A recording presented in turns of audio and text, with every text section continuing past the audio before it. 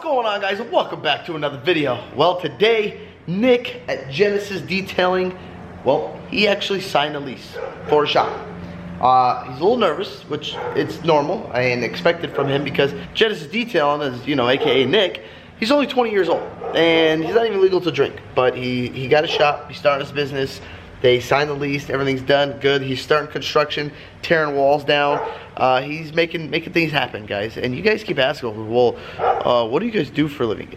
Anything and everything it takes to make a dollar, guys. It's not what we do for a living, it's how we do it as a living. It's, you know, you need to, whatever you're gonna do it as a living, make sure you take it seriously, you know, you give it your all, you're in it 100%. And then when you find that thing that you're doing for a living, try to get into something else too. You know, get your hands in the cookie jar to take, you know, $1 from here, $1 from there, $1 from there, $1 from there. So at the end of the day, you know, you're left with 10 bucks. You know, instead of making $1 a day, which I'm just using as an example, if you're making $1 a day, something's wrong. But just so you're making, you know, more money in other places. Is it easy? No, it's not easy. But I mean, is it possible? Yes, it's possible. So you just gotta get out there, grind, hustle, make it happen, figure it out. And that's what Nick's doing. He's doing the mobile. He's trying to do the, well, I'm gonna say he's trying, he is doing the mobile, but he wants a shop also because he wants to expand. He wants to bring in a lot more cars. He's getting to the point where he's getting so busy that he does not have the room for cars. And ceramic coating, as you guys know, you cannot do outdoor. So he wants to have a mobile guy, and then he wants to have his shop so you can come there, and then he wants to expand and start doing other things. But now let's get in this Ram and start this girl up. You know, I gotta say, guys, I'm so happy with this truck, man. I am loving this thing. But the transmission, that's it, just getting used to it. It does not like horsepower. That's what it seems like. I'm actually debating, I don't know yet, I was thinking though, people say, oh, you're gonna ruin the tranny. Well, you know what, if I do, I'm just gonna go with probably a Suncoast or the Allison, I'm not sure, but most likely this truck will have an upgraded transmission in it. Well, guys, so much for that idea. The little shop tour we were supposed to go to got canceled. So now we're washing the truck. You guys always ask me, Eddie, how do you wash the Ram when you get back from the desert from all the bugs and everything? Well, here's my first step. I did it. I forgot to let you guys know. But so I take Windex, and make sure you have the Windex with the ammonia. It's got to have ammonia in it because the ammonia is what breaks up the blood from the bugs and makes it easy to come off. You know, and some of you guys ask me, what does it do for wax? I don't know. I just spray it on the front, spray it on the up top over there. I don't notice a difference, but I spray the Windex on there, let it sit for, you know, a minute to let the ammonia break up all the blood. We're gonna start the pressure washer and pressure wash this whole thing right now. And then we will get the foam cannon and start soaping everything down. And I'll show you the buckets that I use.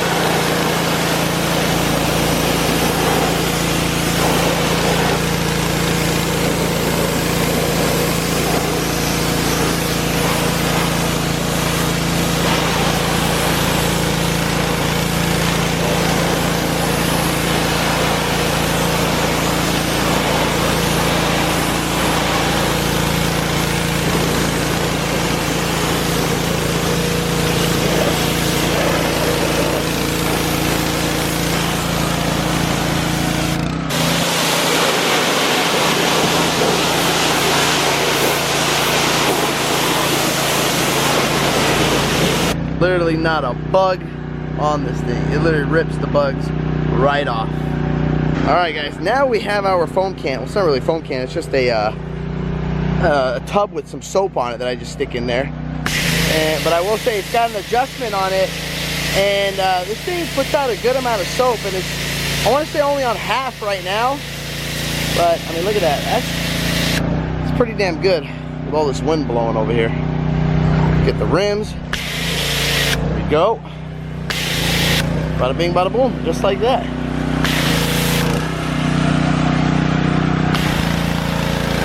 Alright, guys, so now I'm gonna I like to let the soap just sit in there for a little bit, you know, soak in, let everything drain off, you know, take any of like the sand from the desert, take that off. But also, you know, I like to put this because it's sort of like a double protection. what I like to do is I soap this, and then I put a bunch of this stuff right here, the Adams Ultra Foam. I'm gonna put some more in here to foam, get this nice and foamy and wipe it. And I like to use these Genesis Detail told me about these towels because they're like extremely soft, and they're supposed to be softer than the ones that I was using. So the softer, the better. So we minimize the amount of damage, swirls, scratches, stuff like that. So I'll be using this bucket, and I'll be using that bucket right over there. I'll be using this to pretty much dump it in here to wash it, and then I'll be using that bucket to clean all of the dirt that's stuck on this towel right here. And then there is a grit guard here down at the bottom to get rid of, you know, if there's anything there, but I will put this grit guard in the other bucket, so if there's anything on here, you can scrub it on the grit guard and everything should fall off to the bottom. Alright, so now that I've soaped everything down, I wiped it down with the microfiber. Then I took a regular yellow microfiber, and that's what I used to wipe the rims down just from the brake dust. And I try to use microfiber on everything just because they're nice soft towels and they're going to minimize the amount of damage that you're going to do. But also what's nice about washing this is I have the spot free system, as you guys know. It's approximately 2,000 gallons of spot free. And I mean, right now all I'm going to do is I'm going to just blow out all of the corners, stuff like this, like in the lights right here. And when you guys use these, use it lightly. I mean, yeah, I can smash this thing, but remember, you got seals, you got rubber, everything around here, so I barely literally push about this much. You can see right here in my hand. And that's about it. Not hard at all. Just all you're trying to do is blow the water out of the cracks, so when you do drive, it doesn't, you know, go flying all over the place. That's it. So I've seen a lot of people that are just like, boom, full throttle. I'm like, oh my goodness, that poor seal. So all you need is very little air, guys. And I'm gonna do that. Then I'm gonna pull it in the garage, let it sit, and I'm trying, hopefully don't have to, because what I like to do is like to sit air dry. I don't like to dry this thing with towels, just because no matter how soft the towel is, you're gonna get little micro swirls in it. So I just pull it in here, let it sit in here, and that's it, and it'll air dry itself. If you guys do wanna go full bore, I would do it on the hood. You see all these water spots? See how it's dried right here? Look at this, right here. Full bore. Look at that. There you go. To the side.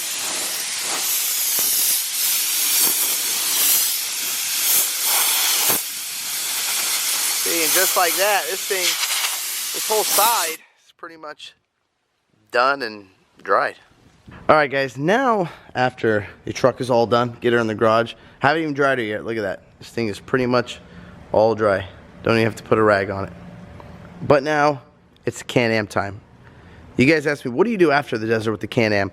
So I don't really soak this thing down. I see the pressure, or you guys see the pressure washer there. But what I pressure wash mainly, rims, tires, you know, under here, and not too much. You know, I don't like stick the pressure washer all the way in there because there's stuff that's sensitive in there. I don't put it inside. You see how this is all dry. This I'll just soak. This is wet down here. This is wet down here.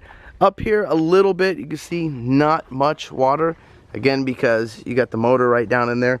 I don't like to, so you notice in here, it's not that wet over there. It's pretty much dry. Little, you know, moisture from there, but in here, yes, I get wet. I try to leave the motor alone, and I'm gonna leave this alone because I took the cover off of this, and I like to blow all the clutch, the dust that's off it. I mean, after one trip, I blew this thing out, and you should see how much dust comes out of it. And we don't even ride that much, you know, but that's just a lot of dust. Also, check your air filter. See, when you see that, when you start seeing sand come out of it, look at all that. So I'm gonna pop this off next. Check that, you know, just do a look over on everything. Check the nuts, bolts. I don't get anything wet in here. This will be all done by hand. I'll just spray, you know, some detailer spray or some water, regular water in a bottle. Do all that. This, I do get wet, clean all up here. But then after I get it wet, I take my air hose, same thing like with the truck, and I air everything out, get it completely dry because you don't want stuff rusting out. Also, I use spot-free water, so you don't want anything to rust out. You don't want spots all over it. I mean, obviously, it's going to look like crap if, you know, you don't dry up the plastic. But, you know, you can't really scratch this, so you can take a regular microfiber, clean that up. Other than that, just go through everything. You know, check your nuts, check your bolts, look over the whole entire car. That's all I got for you guys. If you guys like this video, don't forget to hit that thumbs up button. Don't forget to click subscribe. Peace. Yeah.